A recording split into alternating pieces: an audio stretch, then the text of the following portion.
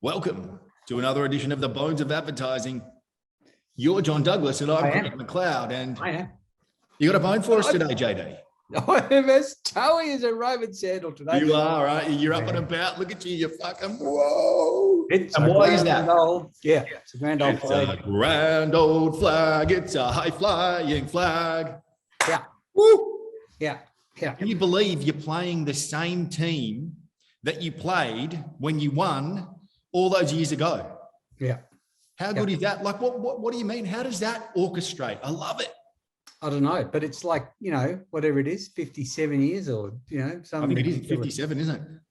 57 years. That's a long time between drinks. A long time between sips, my boy. Yeah. And it's, and there's a lot of people, a lot of Melbourne supporters just doing that. And it's not because we've got tickets on ourselves. It's just because we're brushing the woodwork out of our tweed jackets. Yes, indeed. With the leather patches on the edges there and getting the brie ready for a Chardonnay. Chardonnay, maybe some sushi. And I love it. I've got a very good mate of mine we're going to have a Zoom football, grand final thing. Great idea. Yes, a virtual. Yeah, virtual footy, grand final party.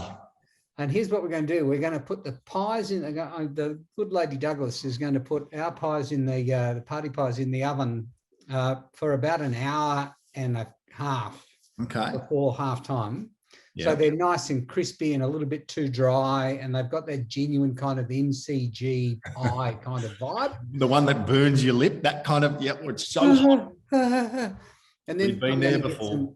I'm going to get some big plastic cups, and we're going to drink lukewarm mid-strength beer, and have just to you're going all out, just to recreate that grand final atmosphere. I love it, mate. I'll give you the hot tip. It will be outstanding. I reckon the two best teams of 2021 are in the grand final, and that doesn't always happen. So I'm really excited because the Doggies kind of faded in the last, whatever it was, 3 or 4 rounds, which caused them to drop. But I still think they were the top or second top team, equal with your boys, and it's going to be extraordinary. I can't. Extraordinary was the word I tried to use there, but it's going to be extraordinary, and I cannot wait to see how this plays out. Yeah, it's a bit scary. It feels for the Bulldogs, it feels a bit like 2016 all over again. Like doesn't it? They've got a little bit of momentum. A little bit of up and about. But I think your boys are going to be tough to beat, and I am going to be going for the D's. I really am, and simply because I think they had a little taste in 2016, and it's your turn. Yep, just to drink from that grand final. But just to see 2 ripping Melbourne clubs, two Melbourne-based playing in Perth, mind you. They both like running. They're both fast, and they both handle the ball really well. And really good game styles, and very similar game styles, as you say. So it'll be interesting to see, won't it? But that leads you to your conversation of today. Yeah. Yes. Conversations, like out of nowhere, you can be talking footy, and can that turn into an idea? Well, it can. Holy shit. Should Clayton Oliver be the brand ambassador for this new sports brand we're talking about? Who knows? Maybe he should. Who knows? I tell you, there's a lot of inspiration to be gained from football grand final week. Like just any kind of conversation you have, because what it does, here's what I reckon it does. Okay. When you've got a really good brief, a tight brief. Yep.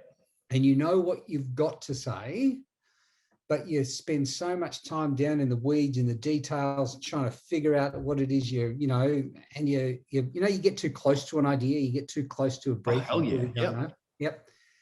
All you need is just a little conversation like this one. Just, there you go. Yeah, good. Thanks. Yeah, a cup of tea. Thanks very much. And you just spend. What are you doing on the weekend? 10 minutes talking garbage. Yep. And it gives your brain a little bit of time to catch up with what the brief is trying to do, and all of a sudden you're away and you've got an idea, and you're right. You know what it is? I see the brain like a spring, right? Yep. And the more you're involved in stuff, the tighter it gets wound. The tighter it gets wound, the less ideas can come. So when you take that walk, I love walking. The dog comes to work with me a lot, but when you get that opportunity to just detach and have a conversation with you about something other than the idea all of a sudden, guess what happens? The spring unwinds a bit. And when the spring's unwound, yes, opportunity says, Bloody- housekeeping.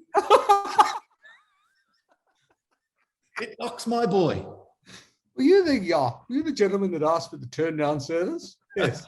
Yes. You ordered another bottle of French champagne, Mr. McLeod. Yes, I did, because some of the bastards paying. Now, speaking of McLeod, I've never asked you this. Have you ever seen the immortal work of Christopher Lambert in Highlander? Of course I have. It's better to burn out than to fade away. Yeah. Yeah. One of the most outstanding movies ever, mate. Connor McLeod of the Clan McLeod. McLeod of the Clan McLeod. Yeah. And so does that make you, are you an immortal? Are you Well, I'd like to think so, my boy, but unfortunately, the events of my last week would tell me that we are not mortals. But yes, true. What I will say is that it's an outstanding movie, and I do like the use of the semi-medieval sword. Wow! And I think that was his one and only movie, wasn't it? I don't remember. No, Christopher Lambert also was Tarzan, but okay. So he put two up. Didn't speak much in Tarzan, whereas in Highlander, for some reason, he was a Scottish nobleman, I think. Yep, he was. And speaking with a very broad kind of, Middle European accent made no sense at all. But all of those characters that played alongside him, obviously it was Sean Connery, and then it was that really big guy who plays, I think the character's called Kargan as well. I can't remember his name, but he was outstanding. That guy was just angry. Was it Mario Van Peebles? Was it? Maybe it was, yeah. We should know that. We'll put it up right here. Yeah. But here we are off down a rabbit hole. Well, that's the great thing. That's the idea, because now here we are talking about, wow. And what about that medieval ad that one of the, an insurance companies got out at the moment where I think who knows whether that came from a conversation about someone's surname being McLeod. I think it's fantastic. I do like that. You've come to surrender. No, we've come to ask for a bit of time. He's still alive in the quaddie. Yeah, unreal. That's the sports bet one. Yeah, exactly. We're heading to the next realm. No. We're still alive in the quaddie. And he's like, okay, well, where are we at? Love it. Outstanding. It's amazing where, you've just got to let yourself, and I think that's what really annoys managing directors, not all of them, some of them, like managing directors, heads of account service, junior account service people, production people, because it's like, aren't you people supposed to be, the creative department, aren't you supposed to be producing stuff? Well, we are. We're just this is us producing.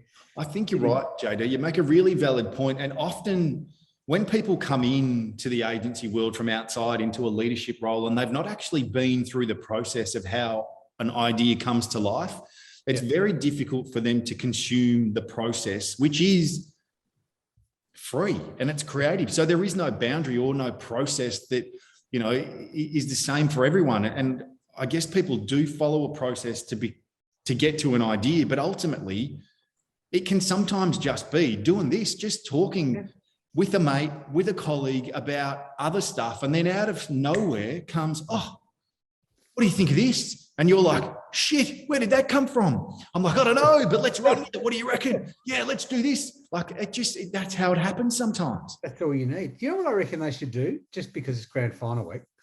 Someone like Nike or Adidas or, one of those people that make footy boots, they should get a big poster and they should put 2 goalposts on either side of the poster. And then they should and I reckon you would just get people just kicking footies at the poster. And so you just end up with this dirty bloody marks of footballs just in the, that's what the kiddies want. Kiddies want something to aim at. I'm no kiddie, mate. I would love it. I would love it. Don't get me outside 50 because a hammy would go for sure. I'm like a 35, 40 tops these days. Anytime trying to get outside 50 with the young fella. Yeah. But I reckon you're right. It's those kind of things that are just simplistic, but take you back to a time when that was all you cared about as a kid. Give me some posts. What was a tree in a bin? Yeah. It was part of the park bench with a tree. Yeah. It was a steak that we found lying around and a BMX bike. Two jumpers. Remember that? You used to take your jumper off, and they'd say, "No, stick it over there, mate." Yeah. Why? Buddy, we've got to have something to aim at. The goalpost. Our goalpost. What do you mean, why? Yeah, my favourite was when there was no post, and I'm like, mate, you hit the post. And they're like, well, what do you mean there is no post? Well, I'm like, mate, if the jumper is the post and it went straight up, that definitely hit the post. And they're like, you're mad. Oh, the amount of schoolyard fights they used to have. It hit the post. No, it didn't. Yes, it did. I was standing right here. Yeah, but I could see it from all the way over there. You couldn't see anything, mate. You saw nothing of the kind. Outstanding stuff. I love it. Absolutely extraordinary. There you go. Now, mate, I am very, very, very excited for this Saturday. As you should be. But I'm particularly excited for next year because, like, it's already the new year has already started. Carlton is a schmozzle. Carlton. There's a couple of people at Carlton going, "Oh, do you reckon we moved too early on the coach? Do you think? Maybe?" Do you think? Because you ain't got one right now, but they do. Was it Cookie that they got as the new CEO? Yeah. Now that man knows how to run a business. So I reckon it won't be long before you start to see, and it might take 18 months, but you'll see some ducks in a row, and you might find some Muppets that are already there at Carlton, just being swept aside, who decided they'd go through this process with David Teague. Before they'd even thought about what the implication of the process might be. Think outcome before you think process. Like it's ridiculous. It's like taking this, trying to find a desperate segue back to advertising. It's like trying to write the ad before you actually get the brief. Yep. Like it's that. So hang about Carlton, a complete schmozzle. I've got some very, very good friends of mine, Carlton supporters, but it's a egg and spoon race. It's a dog and pony show over there. It's going to keep us entertained. Yep. Clean through Christmas. It's going to be great. Collingwood. Who's your president? Who cares? Like, look, I'm Collingwood, and I couldn't name him right now. I couldn't name it. I'd have to look back. I mean, I've seen his name, but I couldn't name him. Yeah. I reckon they should. I reckon Collingwood should come out with a genuine prison bar jumper, not like black and white stripes, like genuine prison bars. Just actual physical metal in the jumper, or physical metal. I reckon it would make them a bit hard to tackle. But I think it's or easy to tackle because you just grab hold of a bar. Oh, that's true. Chuck them over the fence. That's a good idea. Shit, mate. Outstanding. It is going to be a good year, that's for sure. It'll be a bloody great year. Yeah, a really, really interesting year. But look, I segue back to it. The point being that if you don't give yourself time and your mind time to step away from what it is, where you're, again, the analogy of the spring, if you're all bound up and caught up, the goodness doesn't flow. You've got to be at a place where you can let that go and feel free to explore all sorts of stuff. And all of a sudden, pop up comes, something fantastic, some kind of idea that's going to change the world potentially.